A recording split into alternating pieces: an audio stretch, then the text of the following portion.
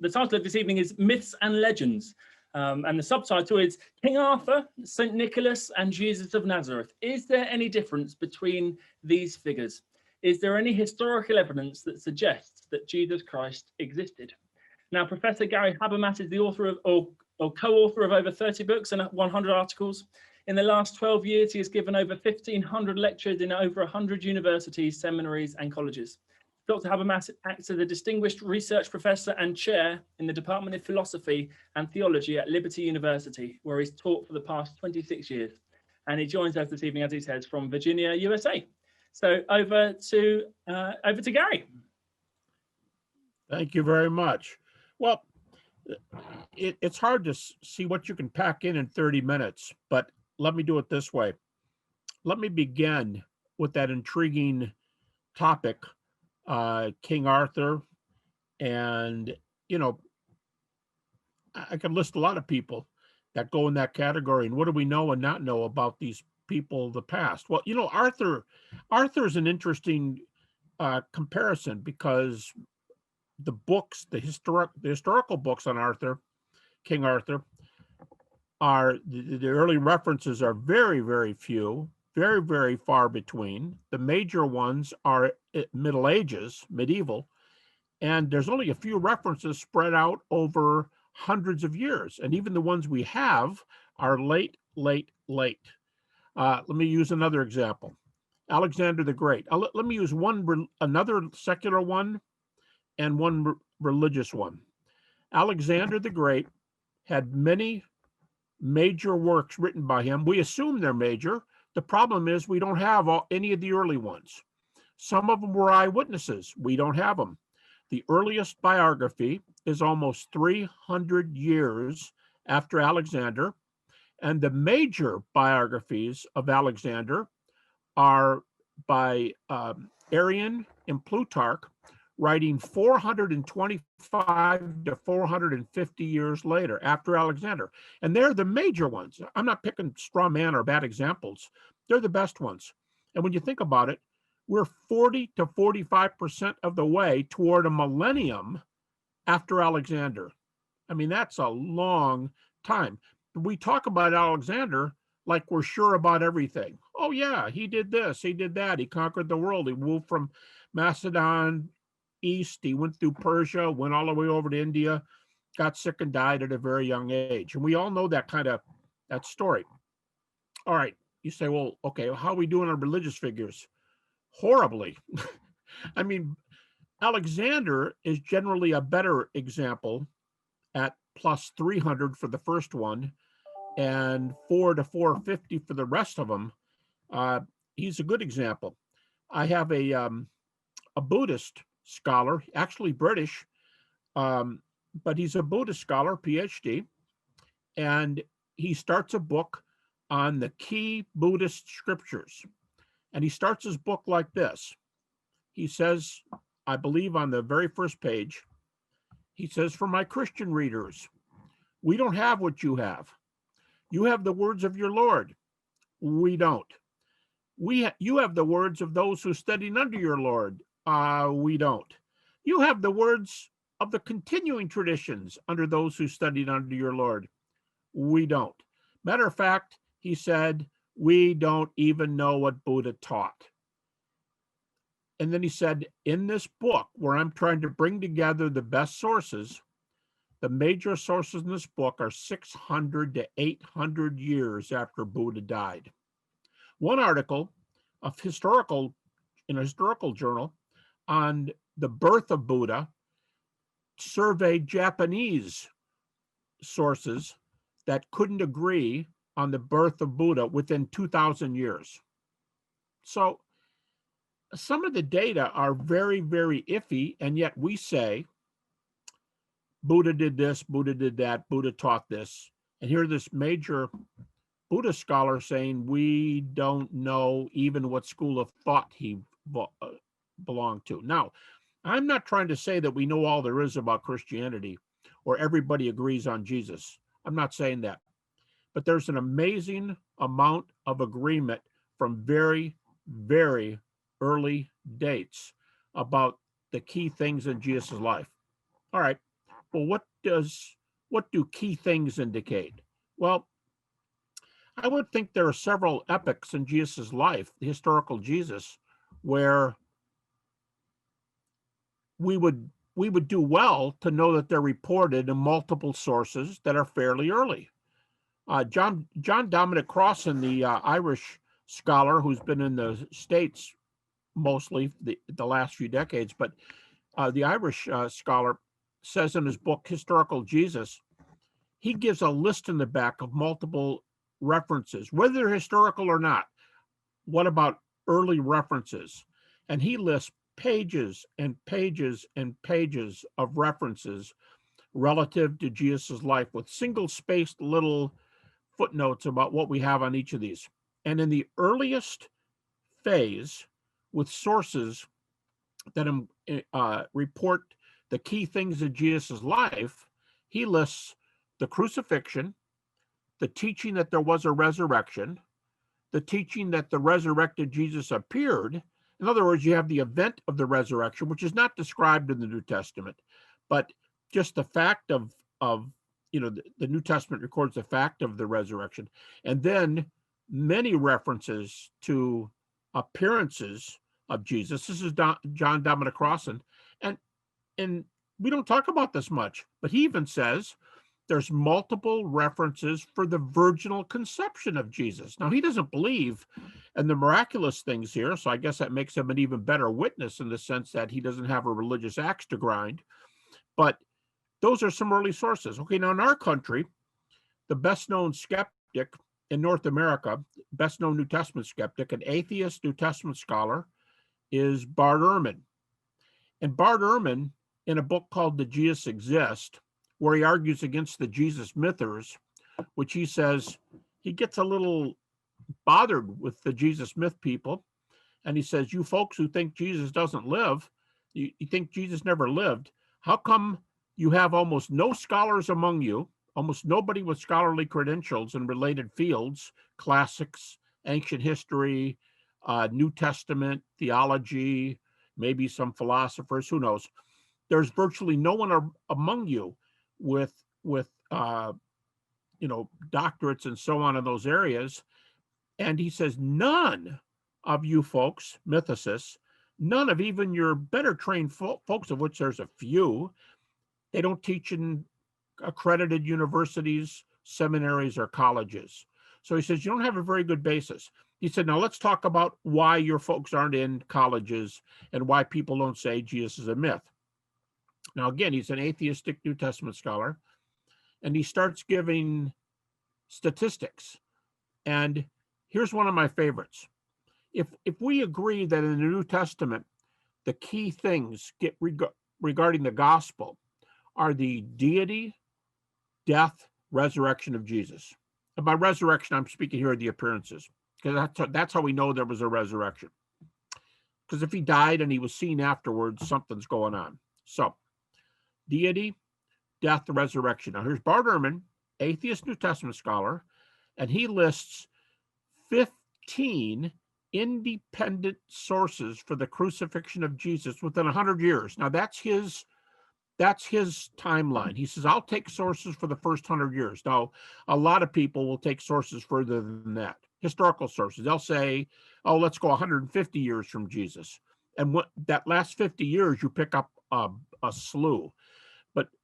But Bart Ehrman says, let's just do 100 after the birth of Jesus, crucifixion of Jesus. And he says we have 15 independent sources. A number of them are non-Christian, and a number of them are not even in the New Testament. So, he's saying those of you who say you can't count New Testament sources, and he goes on to say that, well, that's a joke. You can count New Testament sources if they're accredited. But he says a number of these sources are not in the New Testament, and none of them are not Christian. He also says, although he rejects it, like Crossan, but Ehrman says that the earliest Christians coming out of the gate, we have this view that John, the Gospel of John, is the first time this high Christology is taught, and that's about plus 65 years after the crucifixion. So if the crucifixion is about 30 AD, if the Gospel of John is about 95 AD, That's about 65 years. And that people, the old view, Richard Bauckham, James D.G. Dunn, a couple great British scholars who said that this used to be their view. They told me that personally, that this used to be their view, that the big unpacking Christology happened about the time of John. Now they flip-flop. They don't hold that view anymore. And they hold this view that Bart Ehrman, I'll use him to spell out here.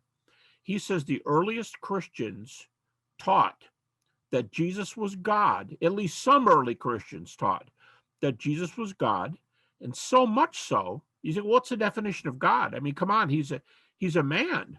What's the definition of being God? Well, Ehrman says the earliest Christians taught that he was uncreated and existed from eternity past. That's a pretty high view of deity.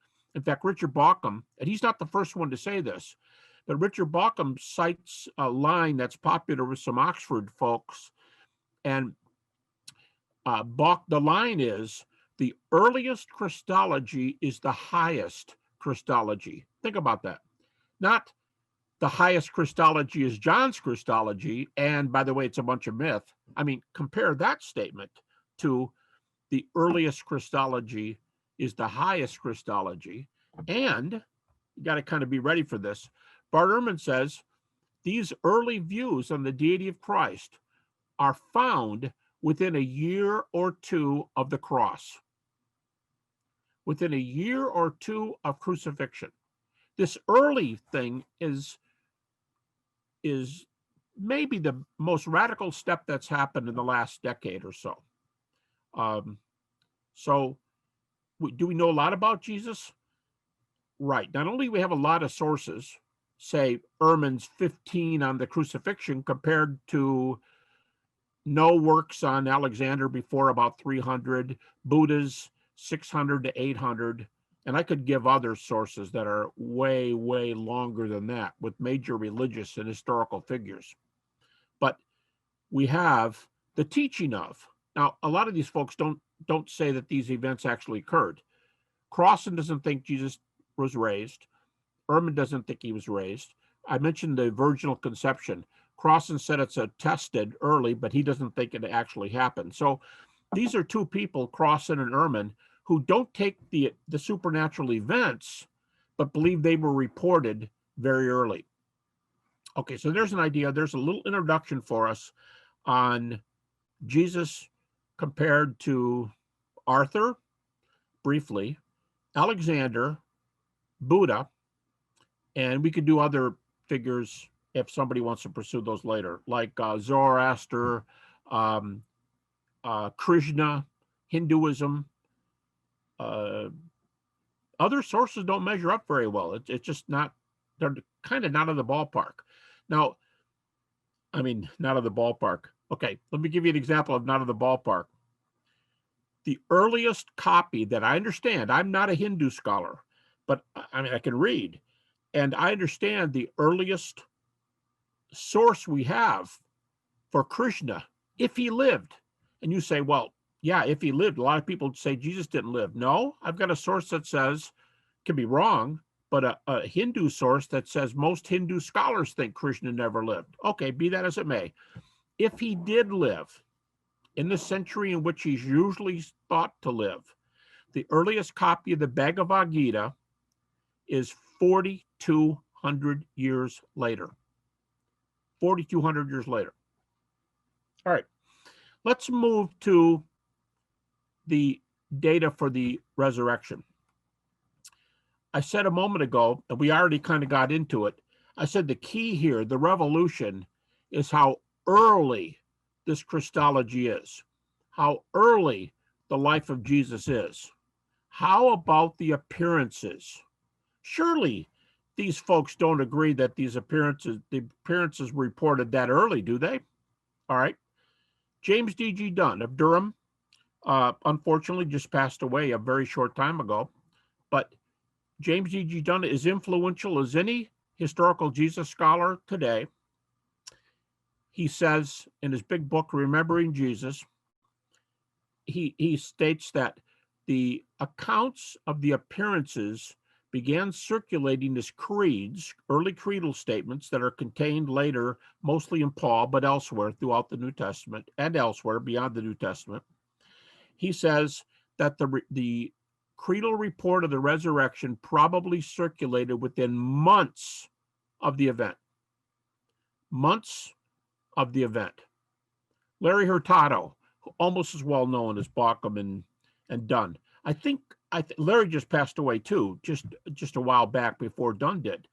And I think he's in America, not sure, but for years he was the head of one of the religion departments at Edinburgh. And Larry Hurtado said days after the resurrection appearances, they are reported.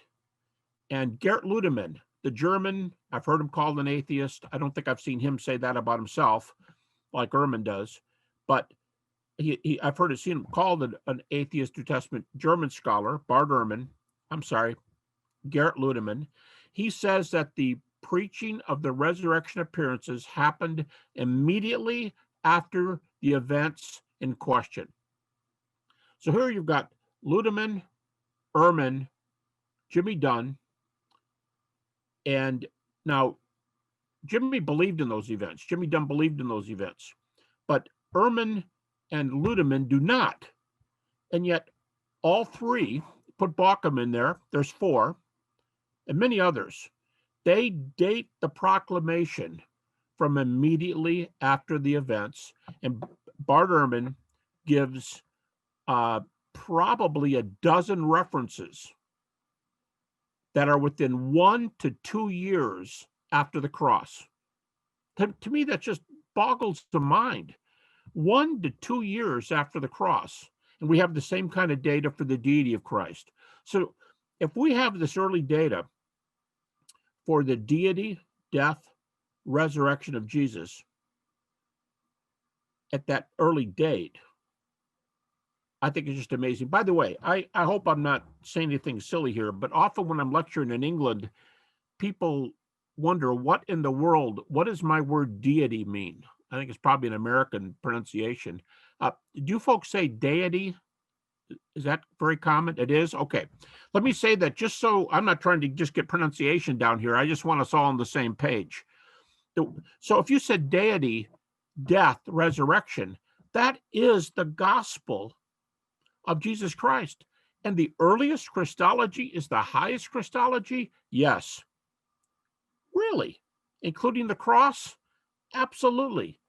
They thought they proclaimed him as God and existing from time past before he was born we celebrated Christmas. Yes.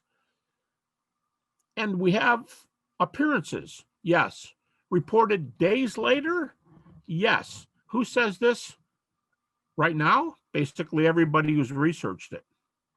Oh, do they all report this? Yes. Non-Christians included? Yes. Do they have early sources? Yes. Many? Or just one or two? Many. What would many be? Let's say at least a dozen. This is an amazing turn of events. Now, you have to wade in there and talk about whether you think these things are true and whether you think these things happened or not. And this big 5,200-page book I'm working on, it's not totally on history, but it's largely on unraveling these things. The first volume, which I hope is going to be out sometime in my lifetime, it's huge, 7 years worth, unbelievable amount of work. But the first volume on just the evidence, and I'm not doing deity in the first volume. I'm only doing crucifixion and resurrection appearances. That first volume is approximately 1,500 manuscript pages. 1,500 manuscript pages of data. And there's virtually no argument from these skeptics that these things were taught. Now, you can say, well, on what grounds do they disagree? They must make up naturalistic theories, right? They must say, here's how I define a naturalistic theory. Jesus didn't rise from the dead. What really happened was fill in the blank. That's a naturalistic theory. You can fill it in with anything you want. Actually, almost no specialists go there anymore, whether they are believing or atheist New Testament scholars, Jewish New Testament scholars. There's a number of those, a number of Jewish, non-Christian Jewish New Testament scholars. They don't make up the theories. In fact, another, he's until he passed away, he was Eastern European, but Gary Habermas was at Oxford for many years, and he was professor of Jewish history at Oxford. And he wrote a little book on resurrection shortly before he passed away. And he calls himself an agnostic, and he doesn't really come down on anything, but he's got a brief chapter explaining that all these fill in the blanks are ridiculous. He says they're useless. Pinchas Lapid, he's a PhD, a German PhD New Testament Jewish New Testament scholar, and he says Jesus was raised from the dead. It's a very famous book, The Resurrection of Jesus, a Jewish Perspective, from the early 80s. And he says Jesus was raised from the dead.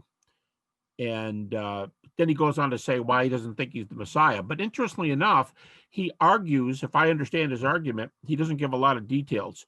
He takes a popular Jewish view, which says that Jesus is the Gentile Messiah. Jesus is the Messiah for all non-Jews in the world. So, you look at that percentage-wise, that makes Jesus the Messiah for virtually everybody. And that's according to the Jewish New Testament scholar with the PhD New Testament from, I believe, Tübingen in Germany. It's things are not true. I want to make this clear. Things are not true because scholars say they are.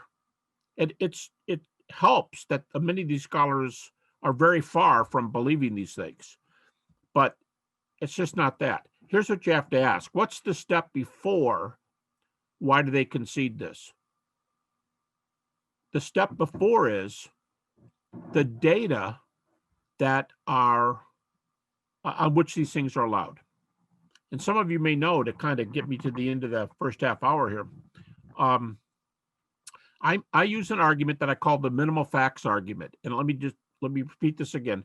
It's not my argument, but it's this kind of a move that brings all these skeptics. That's why they agree with this data. And and the reason these data lead to the beliefs I've been talking about is because you can take facts which the most skeptical scholars agree. In fact, I argue, I use 6 of them. I take a larger list of 12, cut them in half, because I don't need all of them. I have way more than I need. In fact, you can start with 20 and go down to 12 and go down to 6, and I use 6. And about 90% of scholars today will accept these 6. And these 6 are themselves evidenced if you counted every little point that backed these 6 up. There are over 100 separate data points backing up these 6. Plus, I'll throw a 7th one in there, the empty tomb, which isn't agreed to by, it's pretty highly agreed to, like about 70% of scholars today. But the other ones are in the 90s. And the empty tomb's not one of my 6. So taking those 6 plus the empty tomb, I have over 100 data points that back those up. So with 6 facts, we've been talking about them. Let me just go ahead and define them for you real quickly. The 6 I use. Jesus died by crucifixion. Shortly after, his followers had experiences that they believed were appearances of the risen Jesus. Thirdly, these experiences were reported very, very early. Again, Jimmy Dunn, Ludeman, Ehrman, within days, and at max a year to 2 years, Bart Ehrman. Reported immediately. So we have crucifixion, experiences of the risen Jesus, reported immediately.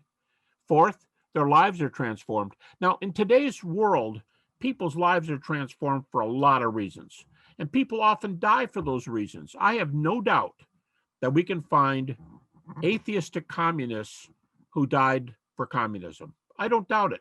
Most sources, most things that people are really committed to are either religious or political, or they're both. But they're keys. And people will die for things they think are keys and worth basing their lives on.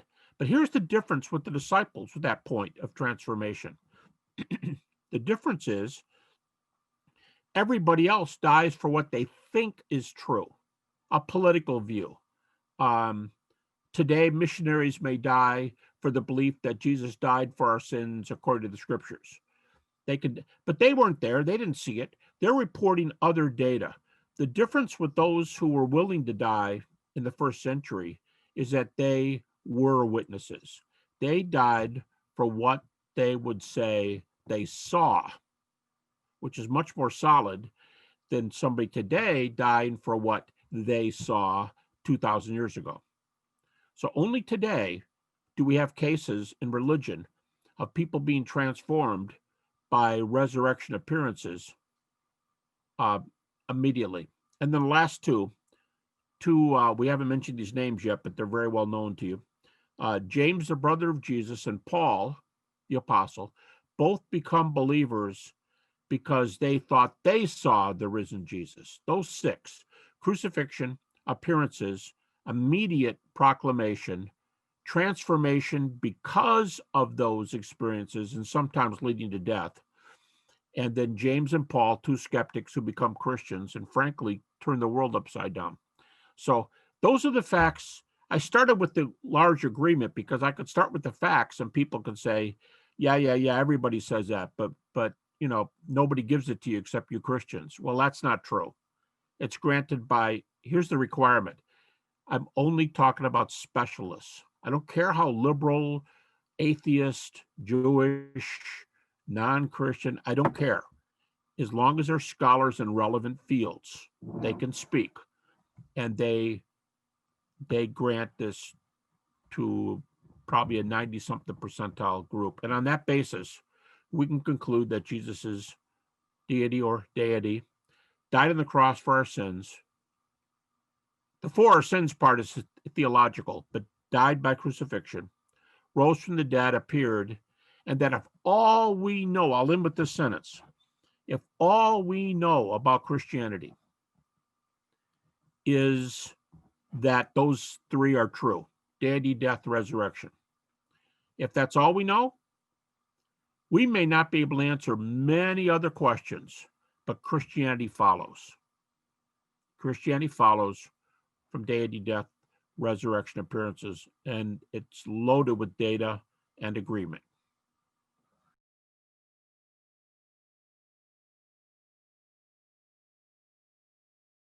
Let's go through some questions then. So the first question for you this evening, what date would you give for the gospel documents in their written form? So the gospel documents, what date would you give for them in their written form? And what do you consider to be the earliest New Testament document? Okay. I would probably date the Gospels a little bit earlier than the status quo, but the status quo is to put Mark at about 70. Now here's the critical dating.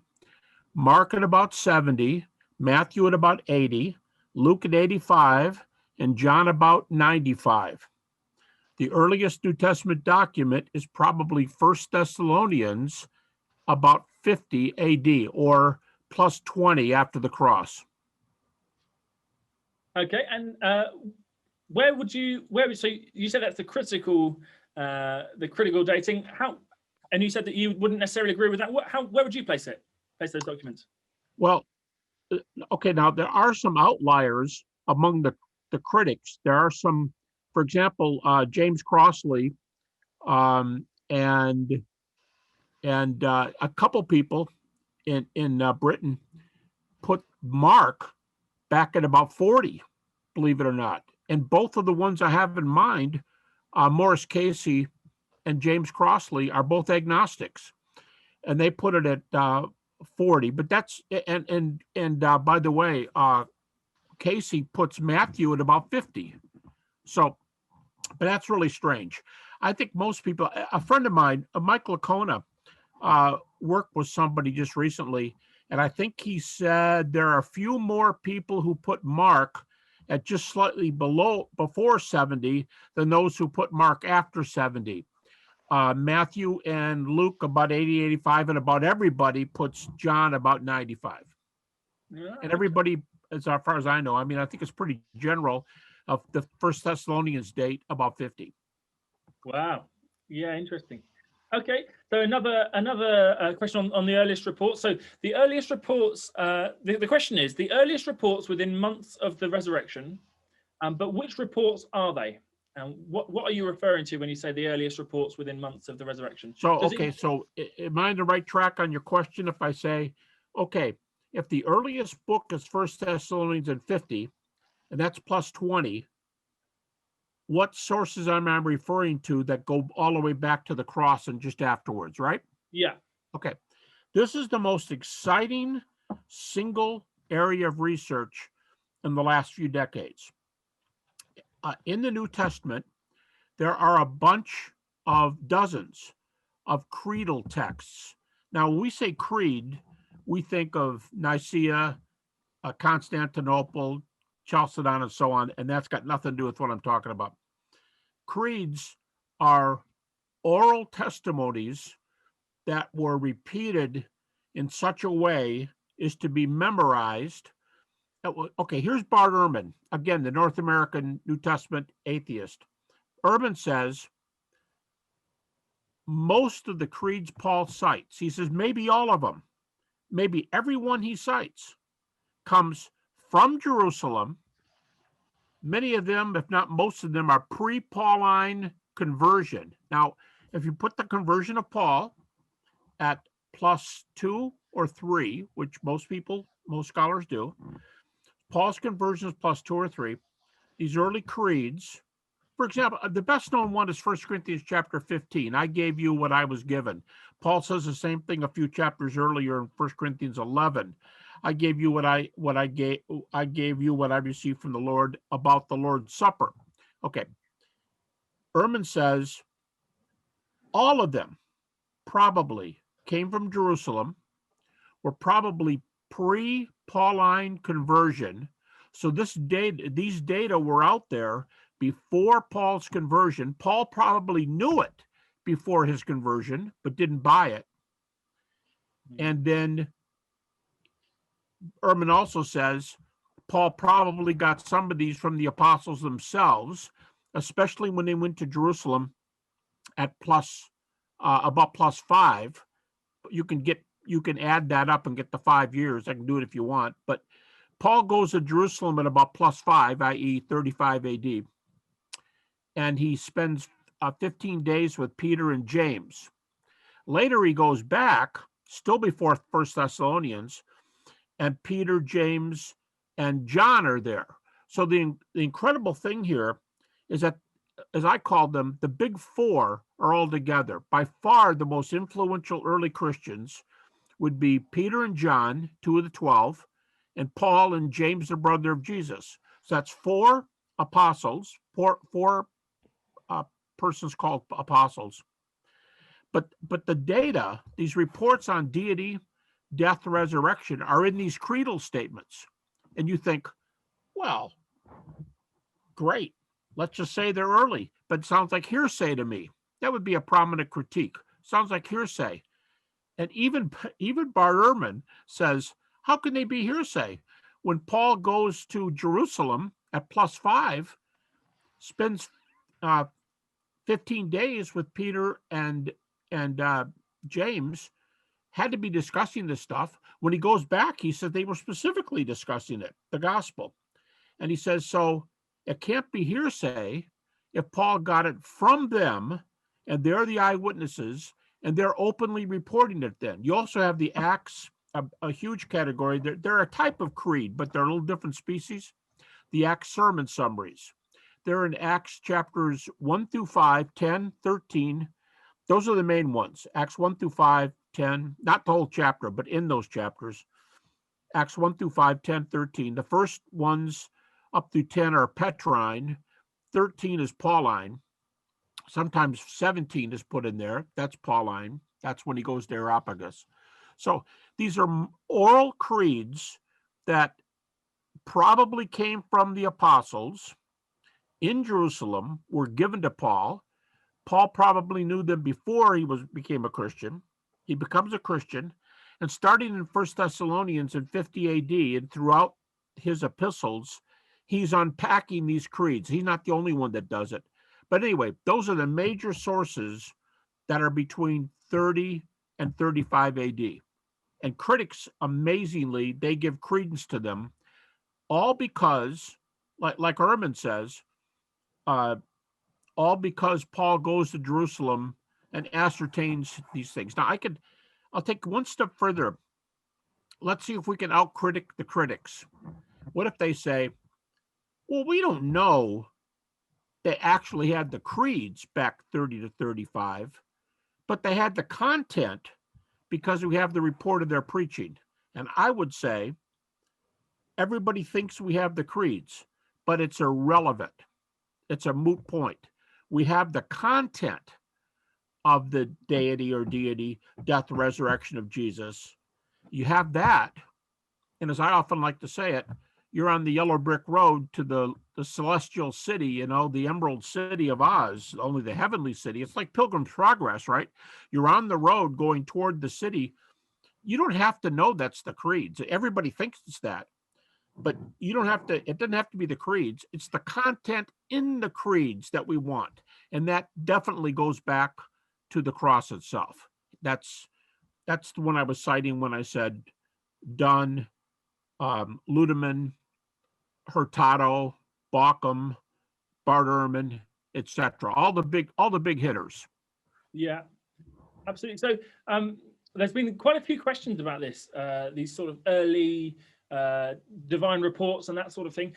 Do you know of any popular level works which talk about these in a bit more detail? I did it again, didn't I? Let's have a look. Can you hear me? I can hear you fine. Oh, brilliant. I put my volume up, but when I put my volume up, my picture left the screen. Oh, you're still with us. Don't worry. We can still see you. Yeah. All right, good enough. Let me just try this. How's that work? Okay. All right. Ben, your question was what? I'm sorry. Don't worry. Do you know of any popular level works which discuss early Christology or? Yeah, and I don't know how popular they are, but they're written popularly. Yeah. I'll tell you what. If you give me 5 seconds, I'll grab a few and hold them up for you because you'll probably be familiar with them. Sure. While he's doing that, just to say as well, another little plug that if you go to www.genexis.org/reading, then there's some books on there, some of which Gary has recommended for this session, others of which for the other sessions, but you can have a look on there. I'm not sure if these will appear, but there's something as well. Here's the best ones. Let me tell you a little story. Very brief. I was lecturing in Cambridge a number of years ago at Tyndale House. You folks probably know Tyndale House. And they have a semicircular kind of a saucer-shaped room. And they asked me to give a 2-hour lecture on Jesus, miracles, and the resurrection from Friedrich Schleiermacher to date. So that's 200 years. What do we know about history? So I'm starting to do this lecture. I'm doing this timeline that I mark off, mostly on 30 to 35 AD. And guess what? 10 minutes after I started talking, Richard Bauckham walks in the room and sits down. And I thought, oh, man.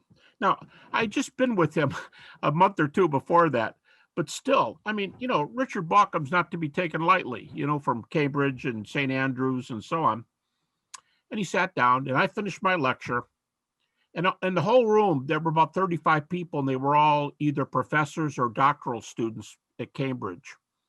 And when it was over, some of them came up and asked me some questions. A bunch of them gathered around Richard. And when it was over, I went up to him and I said, well, I took your name in vain during the timeline here. Did I say it right? I mean, do you agree with all this? The stuff that I identified as, Ludemann, Hurtado, Dunn, Bauckham, and so on. And he said, yep, you got it right. And I said, Richard, you're being very kind. how could I have done better? What do you think? And he said, okay, one thing.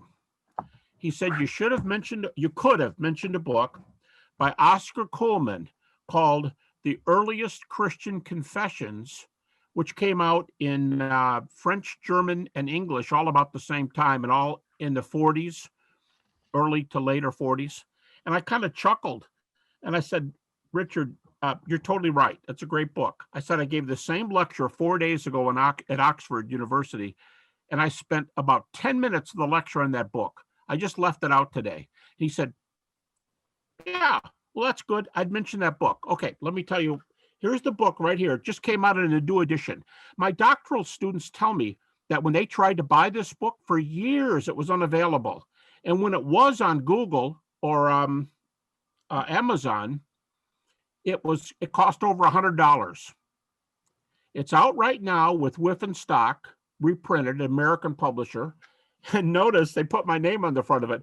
We asked for this book to be republished. And so my grad assistant and I wrote a little forward for it, but it's not us. I mean, this is the book, and the copyright date is the English edition is 1949, and the German and French predated it. But this is it. And last time I asked my students, it's only $10, something like that. $10. Wow. So this is the main book, but that's not the form it was in. Okay. Here's a rival by another British scholar, The Apostolic Preaching and Its Developments by C.H. Dodd of Cambridge. Now, this book is 36 from Hodder and Stoughton of London. I believe 36, yes. And Baker Books in the U.S. brought it out again, if you're looking for a used copy, in 1980. But it's out of print with everybody. We tried to bring this one out again, and the person who holds the rights to one of the family members, he's pretty elderly, and he didn't respond. They were going to bring this book out too, but I don't know that it's anywhere. So you probably have to get this in a used version.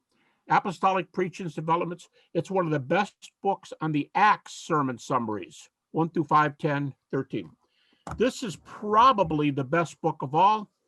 And although it was a doctoral dissertation at Princeton under the famous Bruce Metzger, New Testament scholar, it's a doctoral dissertation, but it's absolutely consumable. I mean, it's a great book. Vernon Neufeld, Neufeld, and it's called the same thing as Cullmann, The Earliest Christian Confessions. And we wanted to bring this one out with Whiffen Stock because it's out of print. When Brill heard that we wanted to bring it out, they said, no, we're going to bring it out. Okay, good. That's fine. And they brought out a new edition. You can get a copy of this hardcover for $25. So this is excellent. This is a systematic treatment of the creeds and why they're historical. This is Dodd and Cullmann. They're scholarly, but they're a little more popular than this one. But I think they can all be read by intelligent lay people who are up on this stuff. You don't have to have a PhD. I'd say those are the best places to start. Sorry for my long answer, but those are the best books. That's really helpful, Gary. Thank you. I'm sure people will enjoy getting their hands on that. And I'm sure I'm really thankful that you've been able to join us this evening. There's one other question that I'd just like to ask you, and this one's from me. From your perspective, based on what you said this evening, how does the historical Jesus and the historical resurrection most connect with this idea of there being a creator God? So what evidence is the historical Jesus and the historical resurrection for there being a creator God? How would you answer that question? The last few words. How does the evidence for Jesus and the resurrection do what? Help you answer the question, is there a creator God? Oh. Yes. Well, I'm sorry. I hate to tell you about something I wrote. I've tried not to do that, but I've got a book in case anybody wants to get it. It's called The Risen Jesus and Future Hope, published by American publisher Rowman and Littlefield, 2003, I want to say. And in that book, only the first chapter is kind of the first lecture today. But the rest of the book talks about how from the resurrection we can move to God, to the deity or deity of Jesus, onto the kingdom. This is the yellow brick road. This is Pilgrim's Progress. This is Middle Earth. This is Narnia. It's the path to heaven that Jesus asks us to get involved with, and basically, I think the traditional answer, I think, is solid, and almost everybody gives it. If you're going to grant the resurrection, if you're going to grant it, and the evidence is really good, if you're going to grant the resurrection, Jesus couldn't have raised himself. Dead men don't do much. Now, if you go, oh, yes, he could, he was God, well, then that's it. That's the argument. But if you say, okay, dead men don't do much, he said his Father acted upon him. Why would his Father act upon him? There are no other resurrection claims in the world religions, no of the major founders. Nobody else was believed to have been raised from the dead. So if God got involved, if he didn't raise Jesus, then you got a problem coming up with telling us why he didn't raise him, why the evidence isn't where it is. But if he did, it does seem that there can only be one reason. And Jesus said over and over again, my miracles are a sign. Signs point beyond yourselves to somebody and or something else. And the chief teaching of Jesus, even Rudolf Bultmann, the famous German skeptic, said years ago, the center of Jesus' message is the kingdom of God and how to get there.